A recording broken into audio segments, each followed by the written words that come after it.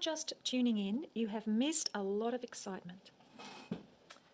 I have done half the tutorial and unfortunately was not recording. And while I was not filming but filming, I was telling you about the reason why I'm late in getting this video to you is because I recorded a lighthouse painting, and for the back half of it I was actually painting out of shot. So I started editing it, spent about an hour editing the front half, and then got to add in that second half and couldn't use it. So that's that. So I will start this once more. I'll quickly draw it up again and then I'll get back to this one. Camera check. Let's get going.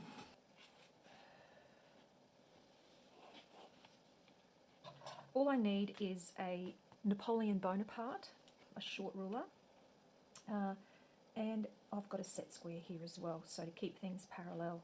So I'm just going to demonstrate how to draw it up quite quickly, because this is not the one I'll be painting.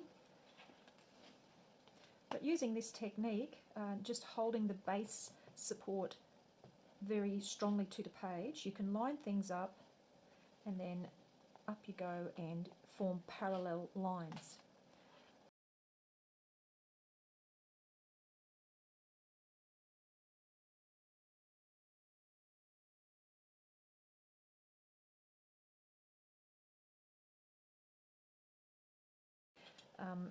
The other thing I did was project out to the side. These are windows that are going to be further back, and this is a planter box like this on a window that's on the side that doesn't have an awning.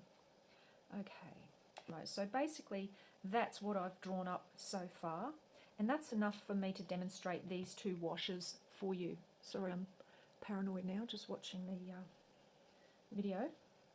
So first demo, I'm going to talk to you. I have already done it, but we'll do it again, and that is how to paint the glass and make it look like a window. So on a spare piece of paper, I'm just going to draw up a window, perhaps just with one sliding glass panel and one fixed.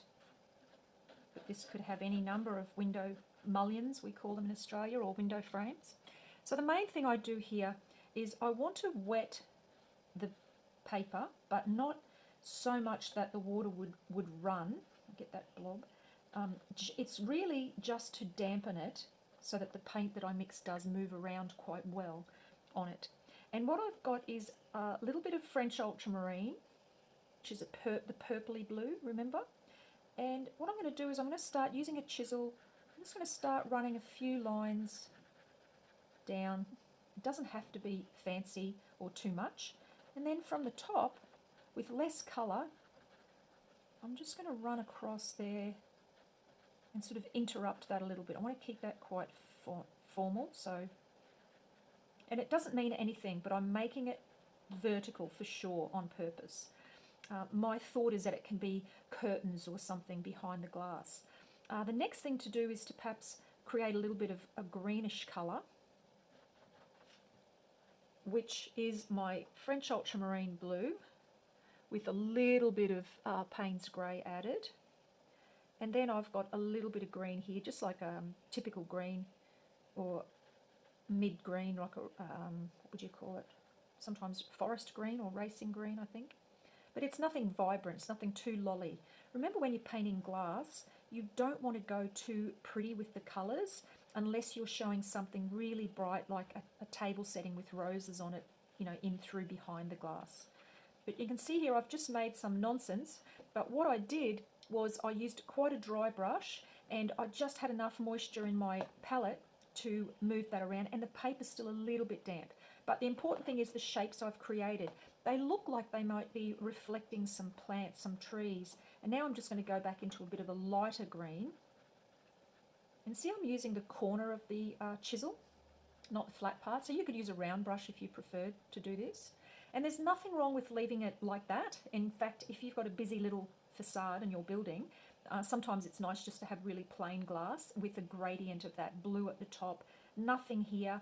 But if you wanted to, say, put something in, you can go into browns or greys and you can just make little shapes. They don't have to make any sense. your wonderful brain is just going to sort of think, oh, that might be the corner of a couch or a cupboard or a shelf or something, because it's then searching for an explanation for those weird marks. So at this stage, you leave that to dry, and then I'm just going to use black for my window framing. And one of the reasons why I didn't do too well with my earlier video filming this week is that my problem with my hand has been quite bad, and it's been very shaky. So instead of trying to do it freehand, and I know it'll go everywhere, I'm going to use my brush and line it up against my Napoleon Bonaparte, and I'm just going to slide it along. And it doesn't matter how wobbly or unsteady your hand is, this is a tremendous way to be able to paint a really nice strong line, because my hand, there was no way I could do this without this guide. And just, it's not perfect, but it's pretty good. I'll show you, if you're not using a guide like that, the best thing to do is go quite vertical with the way you're holding the brush, and then move your entire arm. Better still, if this is awkward to you, then you actually move the paper to be in a position that naturally suits your hand. See how it's a big arm movement? I'm not resting my hand on the page at all, because that would make me go a short distance comfortably. This is like a machine. If I'm moving literally from my elbow and even my shoulder, I'm not even going to get that elbow swing. I'm going straight. And that's why I hover above the line 2 or 3 times, and then down, down, down. Oopsie. So there's different techniques. You could tape it off if you had to, things like that. You can use a pen and a ruler. So there we have the frame. Once we have the frame on, we can understand that there's panes of glass, and that's a frame, but we need to give it some shadow. So what I use for the shadow is I just use a darker blue, which here I'm using a phthalo, and I use a little bit of Payne's grey. I'll use a bit more Payne's grey in. So what I've got is this slightly less bluish shadow colour, and again, if you wanted to use a ruler here, you could, but I'm just going to lay it down, drag it across, and then drag that one a bit higher. The reason is because one bit of glass is slightly forward of the other, and this one's a bit greener, which I think I like more, but that's okay. I could have added a tiny bit of green into there. Yeah, that's probably a bit nicer. You can also put movement in the shadows. They don't have to be, just a shadow. You could have a reflection of a tree branch coming in. You can have reflections in shadows of glass, but mainly the shadow of glass is transparent. You can see into the room better. Okay, so that's glass. Back to our little house. First of all, the main facade here.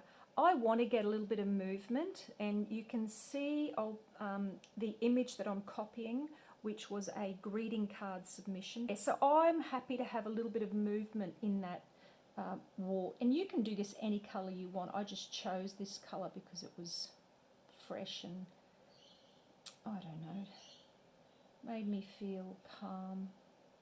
The green. If you've drawn in little pots, leave a gap so that you can paint the leaves in without painting over the wall colour. This is one of the greens that comes in the set. It's like a sap green, very yellow, orangey yellow based green, and then some French ultramarine blue actually. So there's my French ultramarine. Oh, here's one I mixed earlier. So this is the French ultramarine mixed with that sap green. Okay, let's test that colour. Yep, pretty close. So now on my damp but not wet paper, I'm just going to start by laying some colour down to see if I'm happy with it. And yes, I am.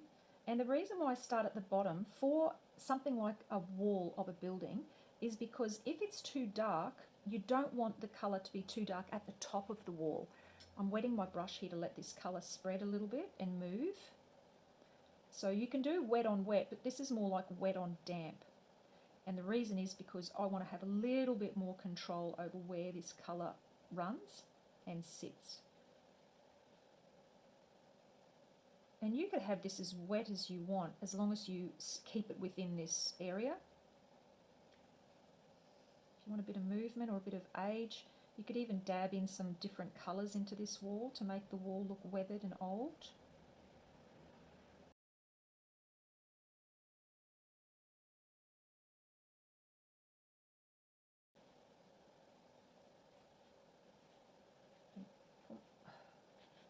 Something like that. But wet, again, wet the rest. And remember, it's not, if I held this paper up, the water wouldn't be running off this area, but it's wet. It's wet enough, but I'm being very careful to stay within the shape. I'm going to use lighter than burnt sienna, but if you only have burnt sienna, you could add a little bit of yellow to it, or light orange, and you would get the colour. This is more like a raw sienna, or a light red ochre. And I'm not worrying about grading this light to dark, like lighter at the top and darker at the bottom. I really just want to have this covering this area. Now, what I did there, and I love it, is I actually didn't wait for the green to dry when I put this in, and you can see it's bled into it. So if you don't want that to blend or mix in, you wait for the green to dry, and this is what you will get. Now, the door's the same colour as well. I'm not going to worry about wetting the door first, because if I get any streakiness, it'll be vertical, and that might look good for the door. But what I might do is make the bottom of the door a little darker, because it is the door. All good. So, the windows. You could use a small chisel brush. I've got a small beveled chisel here. Bevel is not the name of the brush, it's beveled, which means it's just cut at an angle. And I find it easier to paint glass with a chisel brush than a round brush, because it gives me the control of the shapes that I want.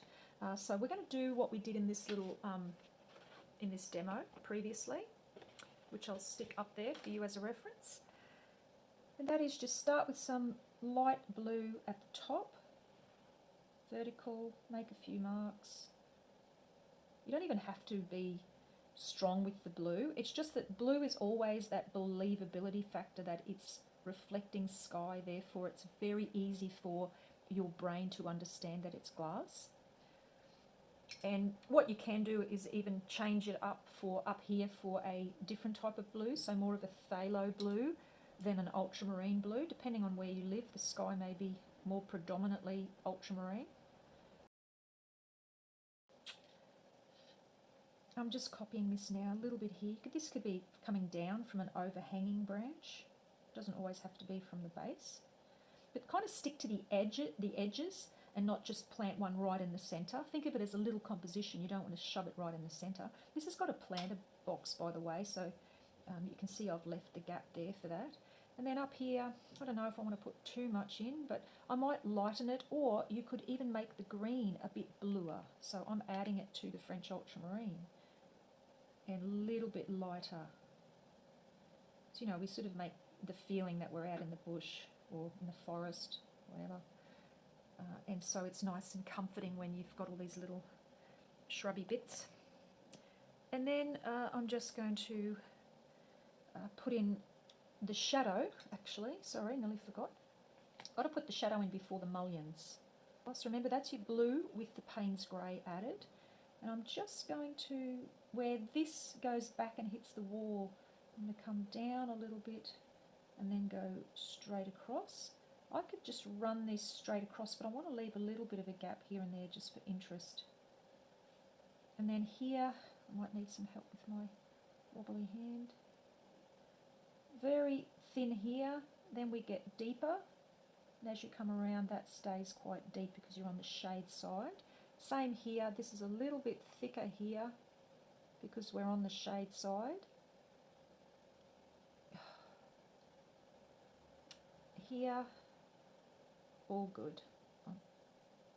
Yeah, all good. So, because I'm using a slightly damp brush on a very dry paper, by the way, now, here, because this is what I was filming when I forgot to press record. So this is hours dry, and I'm able to add that in a very specific way and darken it quite well and easily. Okay, all good. Whew, we've caught up. What I might do for this one now is I'm just going to draw in these mullions, but remember you would want to use, you could use even coloured pens, like if you had a bronze pen, if you had anodized bronze mullions. This is a little tip as well. If you have a little ruler and you don't want it to look like a perfectly straight line, like a ruled line, a really good tip is to just angle it up, just like I did with the brush, and it gives you a tiny bit of personality with a bump if you want, and it looks extremely natural, but it's still got that nice freedom, but it's got formality, so it's straight. So you can actually get away with a hand-drawn, in inverted commas, looking line, but it's not actually hand-drawn at all. But it looks it. Yeah, that's good. Because these might be little opening windows, I'm just going to draw two little, okay, that can be that.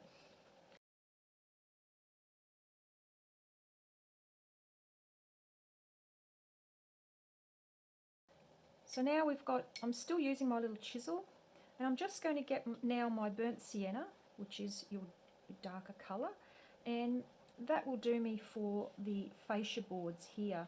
So the benefit of getting a brush like this is that you can actually lay it like that and then move your arm up. It does take a bit of practice and a bit of confidence, but I'm going to be a bit wobbly, I don't really mind, but I'm just going to try and do that in one go down there.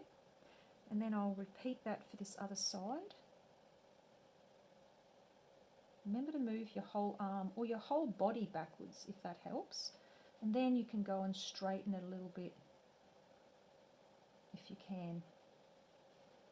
And that might do. And I've got these little bits here. So there's my burnt sienna. And also for the burnt sienna, I would choose to do these little, not really fascias, but the ends of our little awnings, also in that same colour. Now, this one here is going to be partially in the shade because it's further back on the wall. So what I might do is I'll just put it all in now and I'll explain that in a second. The last little thing I want to do here is I want to cast a little shadow onto our wall. So that's the shadow version of this colour here. So the best thing to do is pick a little bit of the colour, and I'm going to add it to my shadow glass colour. So really what I'm doing is I'm adding a little bit of Payne's grey to that green of the wall. And if you put it on and it's too dull, just add more of the colour that made it in the first place. This is wet on dry, by the way.